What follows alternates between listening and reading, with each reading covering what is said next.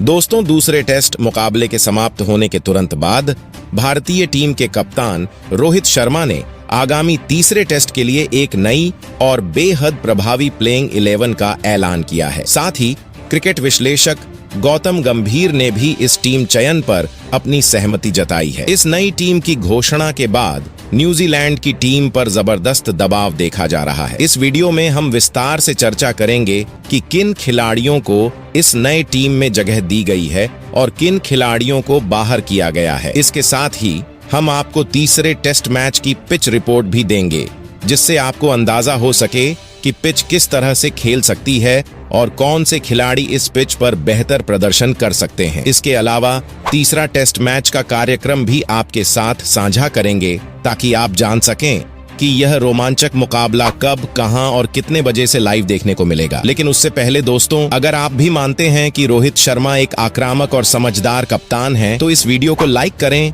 और चैनल को सब्सक्राइब करना न भूलें। सबसे पहले दोस्तों, आपको बता दें कि भारत और न्यूजीलैंड के बीच तीसरा टेस्ट मुकाबला 1 नवंबर को मुंबई के प्रतिष्ठित वानखेड़े स्टेडियम में खेला जाएगा। मैच का समय सुबह 9:30 बजे निर्धारित किया गया है। यह मुकाबला क्रिकेट प्रेमियों के लिए बेहद रोमांचक होने वाला है, क्योंकि दोनों टीमें इस सीरीज में अपने बेहतरीन प्रदर्शन के लिए तैयार हैं। अगर आप इस मुकाबले को लाइव देखना चाहते हैं, तो आप इसे जियो सिनेमा ऐप पर मोबाइल या टैबलेट के माध्यम से मुफ्त में देख सकते हैं। वहीं यदि आप बड़े स्क्रीन पर इसका आनंद लेना चाहते हैं, तो यह मैच स्पोर्ट्स 18 नेटवर्क चैनल पर भी लाइव प्रसारित किया जाएगा, जहां आपको उच्च गुणवत्ता और बेहतरीन कमेंट्री के साथ खेल का अनुभव मिलेगा। दोस्तों, बात करें मुंबई के वानखेड़े स्टेडियम की पिच रिपोर्ट के बारे में, तो वानखेड़े स्टेडियम मुंबई का एक ऐतिहासिक और प्रसिद्ध क्रिकेट ग्राउंड है, जहां कई बड़े अंतर्राष्ट्रीय मुकाबले खेले जा चुके हैं। यहां की पिच का टेस्ट क्रिकेट में प्रदर्शन खिलाड़ियों और परिस्थितियों पर काफी निर्भर करता है। आइए इसे विस्तार से समझते हैं। वानखेड़े स्टेडियम की पिच आमतौर पर बल्लेबाजों और गेंदबाजों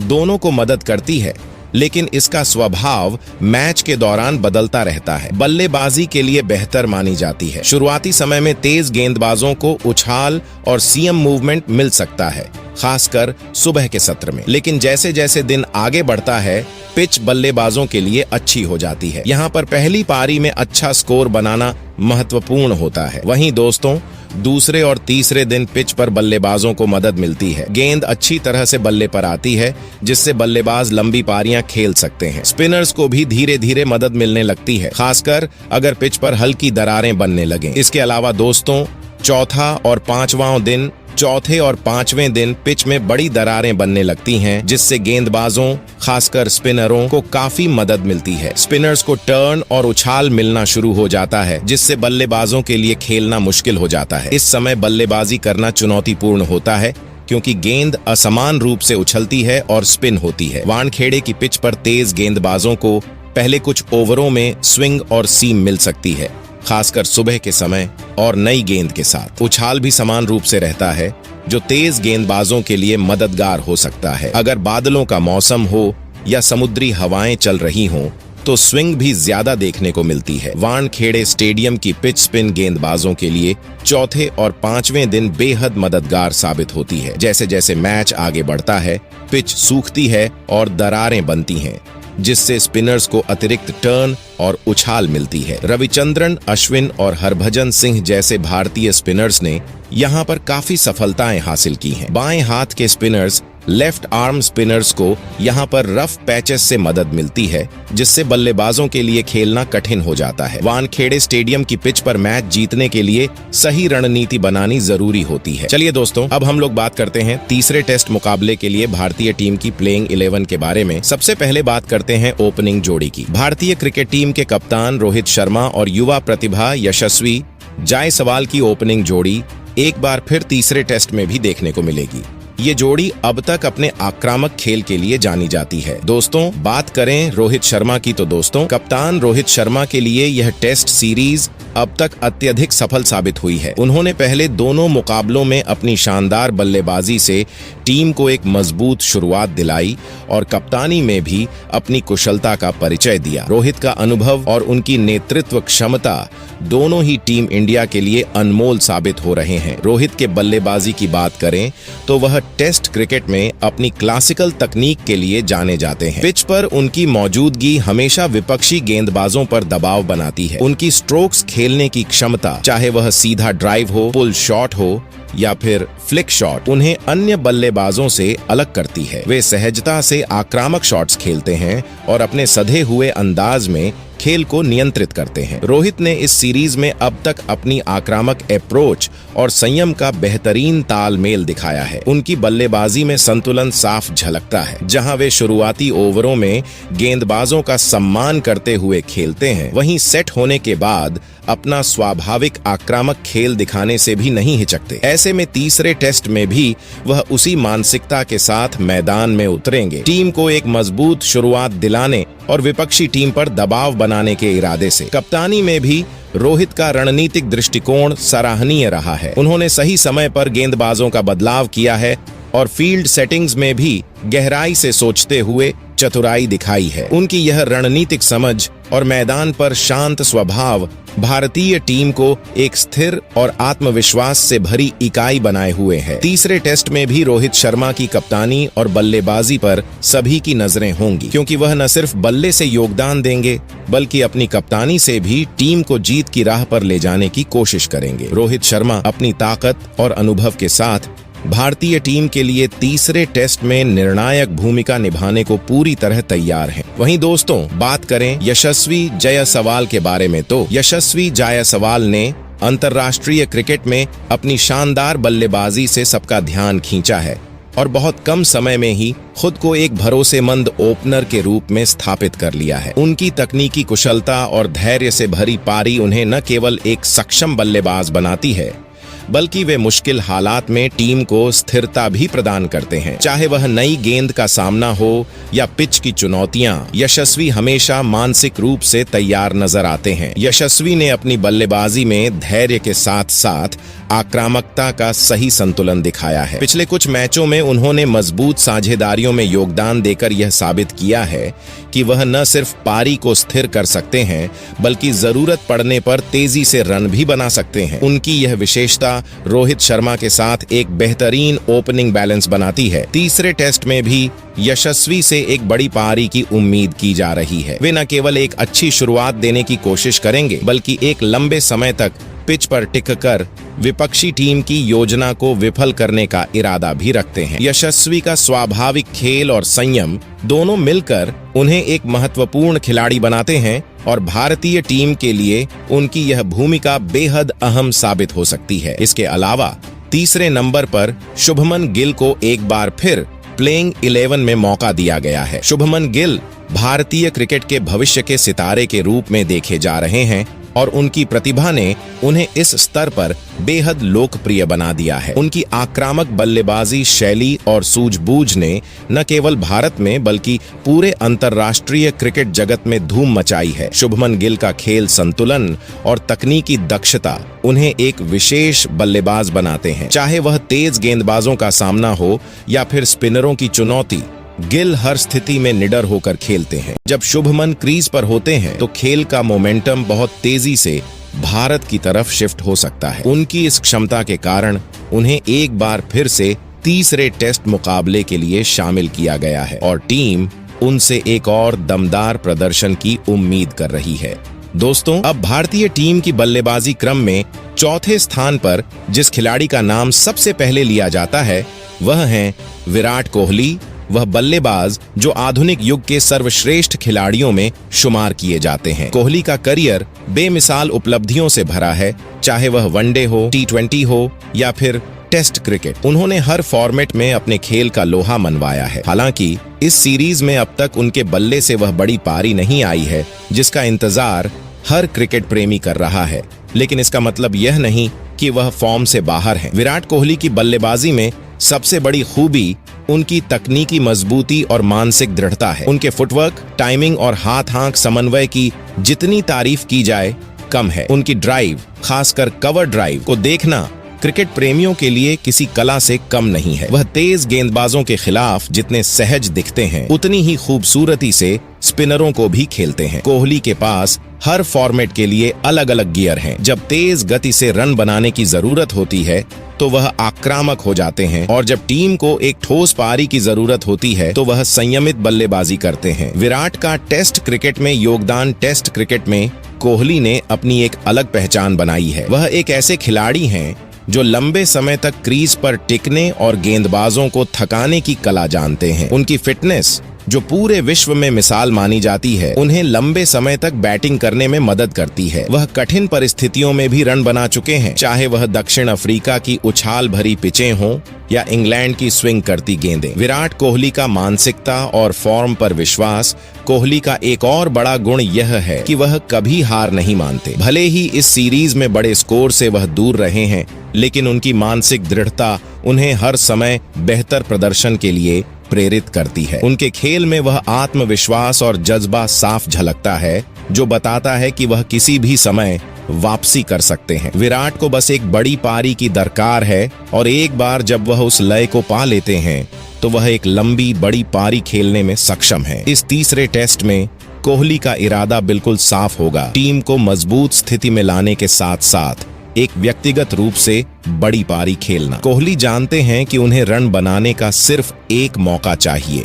इसके बाद दोस्तों, 5वें नंबर पर भारतीय टीम के मध्य क्रम में जिस खिलाड़ी की सबसे ज्यादा चर्चा होती है वह है श्रेयस अय्यर। अय्यर ने भारतीय क्रिकेट में अपने लिए एक खास जगह बनाई है, खासकर मिडिल ऑर्डर में अपनी आक्रामक बल्लेबाजी और मुश्किल हालात में मैच को पलटने की क्षमता के कारण। उनकी उपस्थिति टीम को एक मजबूत बैलेंस देती है, जहां वह तेजी से रन बना सकते हैं, वहीं जरूरत पड़ने पर पारी को भी संभालने का हुनर रखते हैं। श्रेयस अय्यर की सबसे बड़ी खूबी उनकी आक्रामकता है। वह ऐसे बल्लेबाज हैं जो दबाव में भी अपनी स्वाभाविक शैली से खेलने से नहीं कतराते। उनका फुटवर्क बेहद शानदार है, खासकर जब वह स्पिन गेंदबाजों का सामना कर रहे होते हैं। उनकी स्पिन के खिलाफ आक्रामक बैटिंग और बड़ा शॉट खेलने की क्षमता उन्हें मिडिल ऑर्डर में बेहद खास बनाती है। अय्यर न सिर्फ बड़े बड़े शॉट्स खेलते हैं, बल्कि वह तेजी से रन भी बनाते हैं, जो टेस्ट मैच में रन गति को बनाए रखने के लिए जरूरी होता है। स्पिन के खिलाफ उनकी आक्रामकता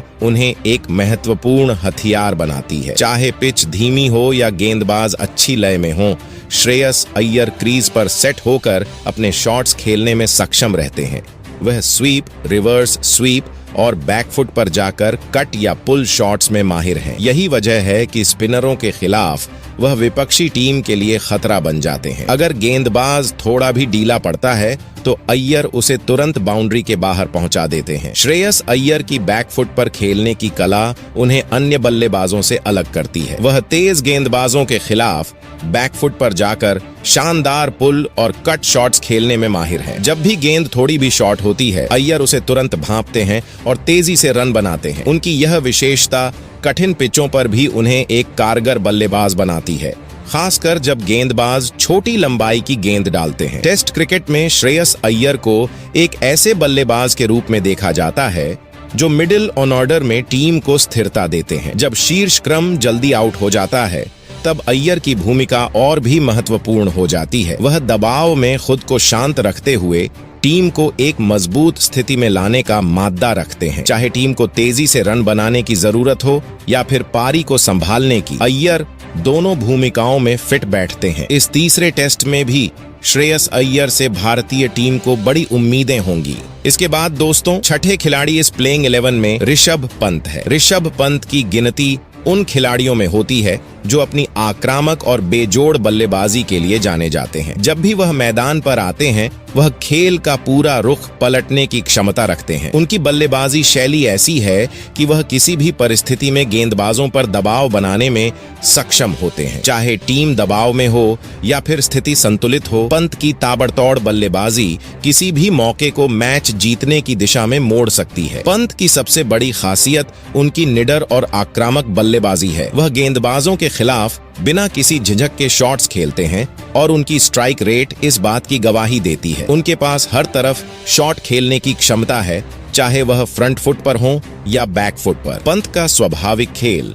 उन्हें किसी भी परिस्थिति में खतरा बनाता है, क्योंकि वह लगातार आक्रमण करते रहते हैं। यही वजह है कि विपक्षी टीम के गेंदबाज उनके सामने एक अतिरिक्त दबाव महसूस करते हैं। हालांकि पंत को उनकी आक्रामकता के लिए जाना जाता है, लेकिन इसके साथ ही वह जिम्मेदारी से भी खेलते हैं। उनकी समझदारी भरी बल्लेबाजी उन्हें एक अहम खिलाड़ी बनाती है। वह जरूरत के हिसाब से अपने खेल को ढालते हैं और अगर टीम को संभालने की जरूरत हो तो वह उस भूमिका को भी बखूबी निभाते हैं। टेस्ट क्रिकेट में पंत की पारियां यही दर्शाती हैं कि वह सिर्फ तेज रन बनाने वाले बल्लेबाज नहीं हैं, बल्कि जब भी टीम को संभालने की जरूरत होती है वह संयम के साथ खेलकर टीम को संकट से बाहर निकालते हैं। बल्ले से आक्रामकता दिखाने के साथ साथ पंत विकेट के पीछे भी टीम के लिए बहुत बड़ी ताकत है। उनकी कीपिंग में गजब की फुर्ती और तेजी है जो उन्हें बेहतरीन विकेट कीपरों में शुमार करती है। पंत की विकेट कीपिंग में उनकी चुस्ती और हर गेंद पर नजर बनाए रखने की क्षमता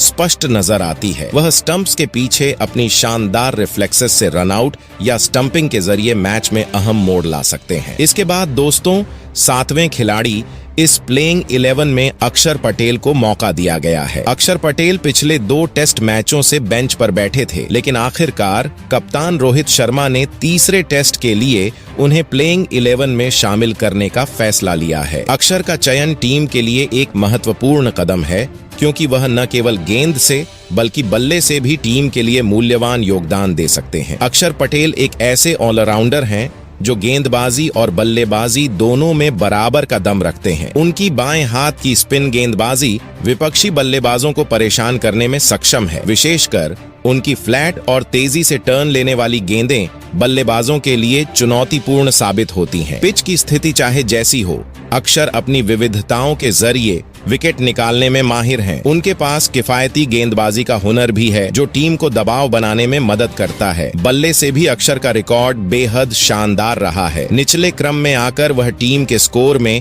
महत्वपूर्ण योगदान देते हैं। उनकी आक्रामक बल्लेबाजी और तेज रन बनाने की क्षमता टीम के लिए अहम साबित हो सकती है, खासकर तब जब टीम मुश्किल स्थिति में हो या अतिरिक्त रन बनाने की जरूरत हो। अक्षर पटेल का बल्ला निर्णायक साबित हो सकता है। पिछले 2 मैचों में बेंच पर रहने के बावजूद अक्षर का उत्साह और समर्पण टीम के लिए मजबूत प्रेरणा रही है। बेंच पर रहते हुए भी उन्होंने पूरी मेहनत और तैयारी से खुद को तैयार रखा। अब जब कप्तान रोहित शर्मा ने उन्हें तीसरे टेस्ट में मौका दिया है, अक्षर अपने पूरे दमखम के साथ मैदान पर उतरेंगे। उन्हें यह साबित करने का मौका मिलेगा कि वह न सिर्फ एक अच्छे विकल्प हैं, बल्कि टीम के लिए एक अहम सदस्य भी हैं। तीसरे टेस्ट में अक्षर पटेल से टीम और फैंस दोनों को काफी उम्मीदें होंगी। उनकी गेंदबाजी से टीम को विकेट निकालने की उम्मीद है, जबकि बल्ले से वह निचले क्रम में टीम को मजबूती देंगे। उनका ऑलराउंड प्रदर्शन टीम के लिए गेम चेंजर साबित हो सकता है। अक्षर का मैदान पर उतरना